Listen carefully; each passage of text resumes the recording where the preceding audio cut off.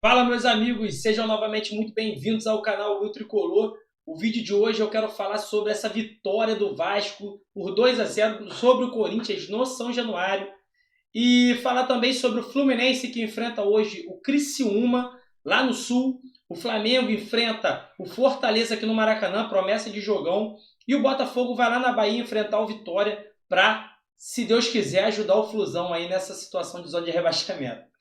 Além disso, eu quero falar sobre uma provável contratação do Fluminense. Então, são assuntos muito importantes. Para isso, eu peço que você fique aqui no vídeo até o final.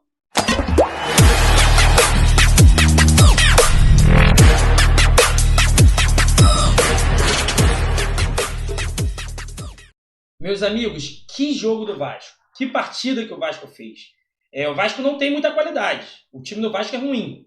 Pelo menos por enquanto aí que não jogou Alex Teixeira, Souza, Coutinho. Mas o time do Vasco hoje é ruim. Mas uma coisa que o Vasco não perde para outro time é a determinação, a vontade de ganhar. O Vasco tem jogado com muita vontade, muita mesmo, e ontem foi mais um exemplo disso. É por esse motivo que o Vasco vem vindo com 3 vitórias consecutivas. O Vasco conseguiu ganhar no Internacional lá. Então, assim, tem sido muito importante. É isso que eu sempre peço pro Fluminense, jogar com vontade. Hoje a qualidade está faltando pra caramba. Mas se a gente jogar com vontade, a gente vai igualar o outro time. A gente tem que jogar no mínimo com a mesma vontade que o time rival, que o time adversário. Então é isso que o Vasco tem feito. E ontem o Vasco fez o gol com o Lucas Piton, que é ex-Corinthians, e um gol no finalzinho com Sforza de falta. Um gol não, né? Um golaço. Um golaço. Fez a torcida do Vasco ir à loucura. E com essas 3 vitórias consecutivas, mais um empate, o Vasco está em 10º. O Vasco está em 10º, está respirando. Está conseguindo respirar um ar puro. O Vasco chegou a 20 pontos, se afastou bastante da zona de rebaixamento. Ainda não está 100% garantido que vai brigar por outras coisas. Mas ele está mais para cima do que para baixo. Isso nós temos que ser conscientes disso. Temos que ser realistas. E assim, com os reforços que o Vasco já até anunciou a chegada do Felipe Coutinho, a tendência, pelo menos, é melhorar. Então a tendência é que o Vasco brigue por uma pré-Libertadores ali, fique ali de 10º para cima. Né? Então, parabéns ao Vasco, parabéns pela vitória. O Corinthians não fez nada, o time do Corinthians realmente vai brigar para não cair. O Corinthians não produziu nada, tentou jogar umas bolas para dentro da área que foram totalmente ineficazes, uma vergonha. Mas o Vasco teve o mérito da vitória. Além do Vasco ter vencido ontem, nós teremos esses jogos aqui hoje. O Palmeiras enfrenta o Atlético Goianiense. Vamos lá, Verdão. Vamos lá, pelo amor de Deus. Ajuda o Flusão aí. Atlético que está brigando com a gente pelo rebaixamento. Às 7h30 teremos esse jogo. Também teremos às 8 horas. Criciúma e Fluminense. Pra cima, Fluminense. Flamengo, Fortaleza. Jogão, hein? Promessa de jogão aqui no Maracanã. Mas Flamengo bem superior.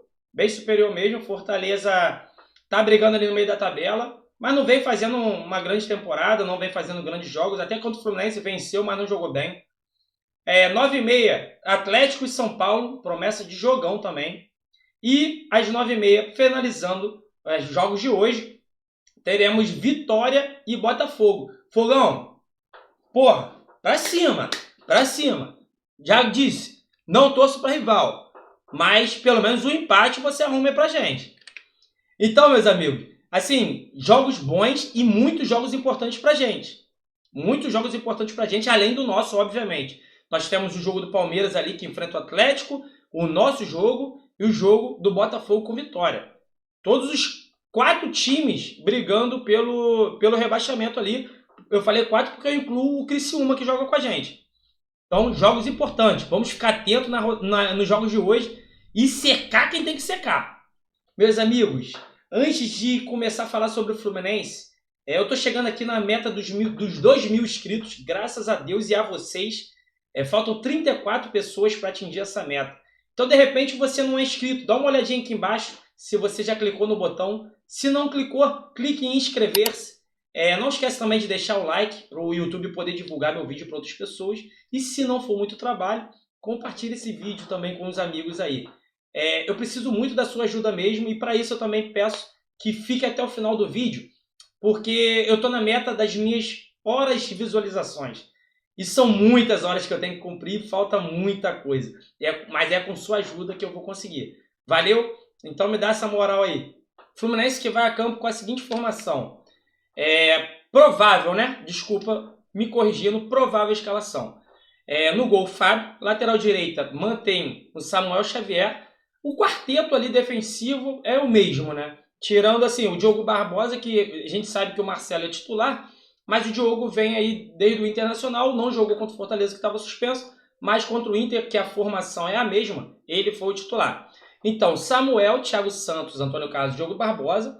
Na minha humilde opinião, eu tô gostando do Thiago Santos e de Antônio Carlos, apesar do Fluminense viver um péssimo momento. A gente tem que dar um pouquinho de força para esses caras.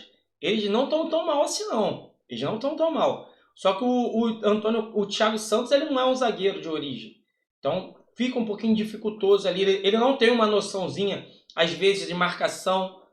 Teve uma jogada do Fortaleza, que o lateral direito do Fortaleza passou pelas costas do Martinelli, só que o Martinelli estava preso na marcação. Quem tinha que ir marcar o cara que passou foi o Thiago Santos. Mas não, ele preferiu ficar na entrada da área ali marcando quem vinha. E a jogada foi justamente pelo cara que foi na linha de fundo. Então, ele não tem esse tipo de noção. Ele se preocupa muito com a entrada da área, que é a função de um volante, que é a posição de origem dele. Então, a gente tem que, assim, dar força a ele. Dar força e o Mano tem que treinar ele mais ali como zagueiro, já que quer utilizá-lo nessa posição. Agora, o meio de campo, a gente vai de novo, provavelmente, a gente vai de novo com o trio de volante, que é a volta do André, graças a Deus, e os dois de Martinelli e Alexander. Nós vimos muito o Martinelli fazendo ali meia-direita contra o Internacional. Não foi tão bem, o Martinelli não está num momento bom. É estranho que aquele momento horroroso que o Fluminense estava com o Fernando Diniz, ele estava se destacando ali, mesmo jogando na zaga, mas ele era um dos melhores do time. Só que agora parece que inverteu. Inverteu não, né? O pessoal puxou ele para o momento ruim. Mas ele tem muita qualidade, eu confio 100% no Martinelli, gosto muito desse garoto, já cansei de falar aqui. Alexander, todos nós sabemos a qualidade que ele tem, também não vive um dos seus melhores momentos, mas tem tentado evoluir e, assim, tem passado um pouquinho de confiança pra gente, tanto é que a gente quer que ele seja titular. Armando as jogadas, o Paulo Henrique Ganso, nosso maestro, que é mais um que não vive um grande momento, mas muito por causa da equipe. Ele é um dos que se esforçam mais em todos os jogos. Está sendo um destaque do Fluminense nesse momento ruim. E está sendo um destaque positivo. Fez o gol com um golaço contra o Internacional. E a gente espera muito dele, aquelas estacadas de sinuca, armando jogada. Espero que dê certo. Eu não gosto dele jogando enfornado lá na ponta direita. Ele tem feito muito isso. Não gosto. Não gosto mesmo. A não ser quando era aquele jogo muito todo mundo agrupado ali, o John Arias com ele, Samuel com ele ali, então era diferente. Agora não, ele tem ficado muito isolado pela ponta direita. Não gosto do Paulo Henrique Ganso dessa forma. Se ele tem que jogar com dois atacantes só, que ele venha pelo meio. Que ele venha armando jogadas pelo meio, até porque os dois atacantes não são igual ao Germancano, não são atacantes que ficam presos dentro da área. Os dois saem bastante, se for o Marquinhos e o John Kennedy. Né? Os dois têm muita velocidade. Então o Ganso pode explorar bastante esses dois jogando ali pelo meio do campo. Tá? Então, assim, a formação não tem jeito, é o melhor que nós temos no momento. É o melhor que nós temos. O Mano tem tentado mudar ali conforme as partidas. Tanto é que contra o Fortaleza ele jogou com 4-3-3, que foi horroroso. Ele treinou também, como o Vitor Lessa informou no vídeo dele. Ele fez variações táticas nos seus treinamentos dessa semana. Ele testou o 4-3-3, testou o 4-4-2. Então, assim, pode ser que durante o jogo ele mude para o 4-3-3, ou pode ser que ele inicie até com 4-3-3, mas a previsão é que o Keno seja banco. Não sei se com o Marquinhos como titular, mas é bem provável que seja. E o John Kennedy vai ser titular porque o Cano, além de não estar numa fase boa, o Cano também está suspenso porque levou o terceiro cartão amarelo contra o Fortaleza. Uma idiotice, que ele brigou lá com o Felipe Jonathan. Mas a formação esperada é essa. Um outro assunto que eu quero abordar com vocês aqui é de muita importância, é a provável chegada do Rigoni. Sim, o Rigoni, ex-São Paulo. Ele, que todos nós sabemos que é um bom jogador, ele não é um jogador tão ruim, mas eu vou precisar avaliar aqui os números dele com vocês, né? Vamos dar uma olhada aqui. O Rigoni, ele tem 31 anos, tá? Ele tem 31 anos, ele é argentino, ele atua pela ponta direita. Só que nós vamos ver que esse ano ele está atuando pelas duas pontas. Só que assim, ele não é um jogador de extrema velocidade, igual o Marquinhos, igual o Keno. Ele não é um jogador que joga aberto. Ele é um ponta direita, assim, como a gente dizia antigamente, ele é um segundo atacante. Lembra do Matheus Martins? Ele joga bastante parecido com o Matheus Martins ali. Ele chega bastante na área ali pelas pontas, ele joga muito pelas pontas, só que ele não é aquele abertão de velocidade, ele é aquele que sabe fazer uma jogada por dentro. É diferente do Keno e do Marquinhos.